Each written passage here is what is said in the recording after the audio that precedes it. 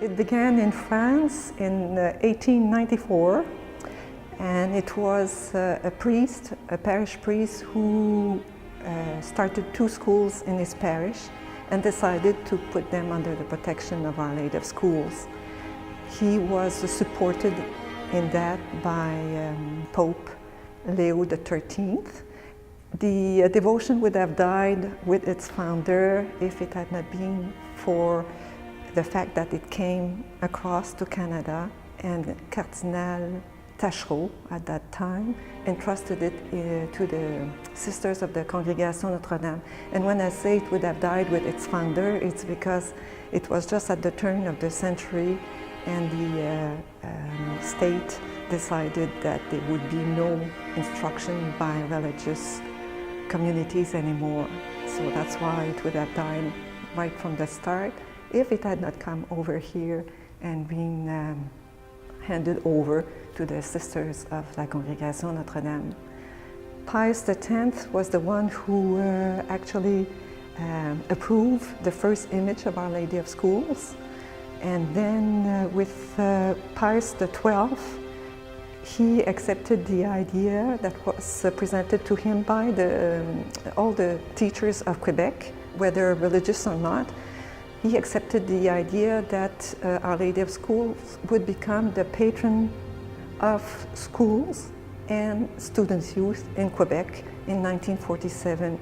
5 years later, it was extended to the whole of Canada. Pius XII is also the one who decided that the devotion would be crowned, the statue would be crowned, and so this was done in his name by Cardinal Leger in 1958, 60 years ago. When he crowned the statue with these 2 crowns, actually he had to go up a ladder. I've seen a picture of that, and he put the 2 crowns, but it was in the name of Pius XII.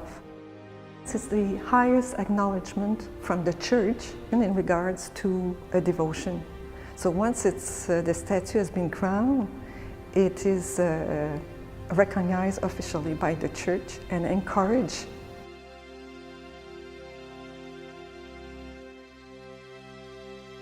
There were great preparations that lasted many weeks beforehand. Reading the newspaper of the time, I saw a very interesting fact, and it is that the students and teachers of Lourdes in France participated in the preparations, both spiritually and materially. So these crowns are the fruit of many prayers and of money that was given by all sorts of people, including people in Lourdes. This is one of the reasons why I thought the celebration of the 60th anniversary should be at Notre-Dame de Lourdes in Montreal.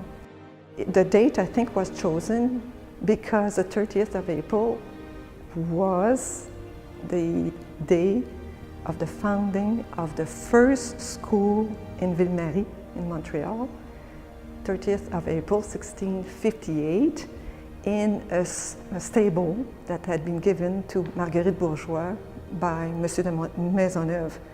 And so 60 years ago, it would have been the 300th anniversary of that event.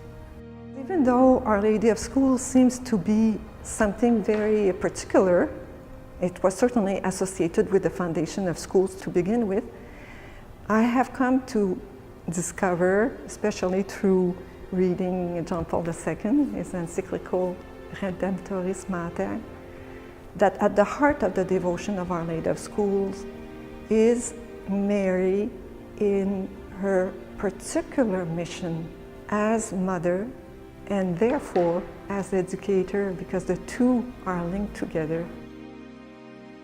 John Paul II has been very present in my life and in my mission to Our Lady of Schools. And so when he was beatified, I went, and while I was there, I had the joy, surprise, to meet Benedict XVI. It wasn't planned. I did not know I was going to meet him until I actually was there. And we had I could give him an image of Our Lady of Schools that he looked at, and we had a few words, and he encouraged me in what I was doing. And I did meet Pope Francis, and I happened to have with me a statue, a small one, of Our Lady of Schools. I simply said, Notre-Dame des Écoles, Québec, Cardinal Ouellet. I thought he could make the connection. He said, "Ah, but I know you." And I said, "Oh, you wrote a letter to me," and I responded, which was perfectly true, but that had been many months before when he became Pope, and he consecrated his pontificate to Our Lady of Fatima. I thought, we have another Marian Pope here. He will be interested by Our Lady of Schools, and so I sent him a little dossier, which he received, and yes, he wrote and encouraged me at that time, but that he would remember that months after was really surprising. And then he told me that what I was doing for Catholic education was very important. So there I thought, when I came back home, I had the impression I had been given my credentials. The Living Rosary. I discovered that 2 years ago on the feast day of Our Lady of Schools. I did not know anything about it. The idea is to have 20 people who accept to say 1 decade of the Rosary per day, and to pray specifically for the intentions of the Association Our Lady of Schools, which are all about education, but it's also the transmission of the faith, the new evangelization. I'm hoping that it will spread across Canada again.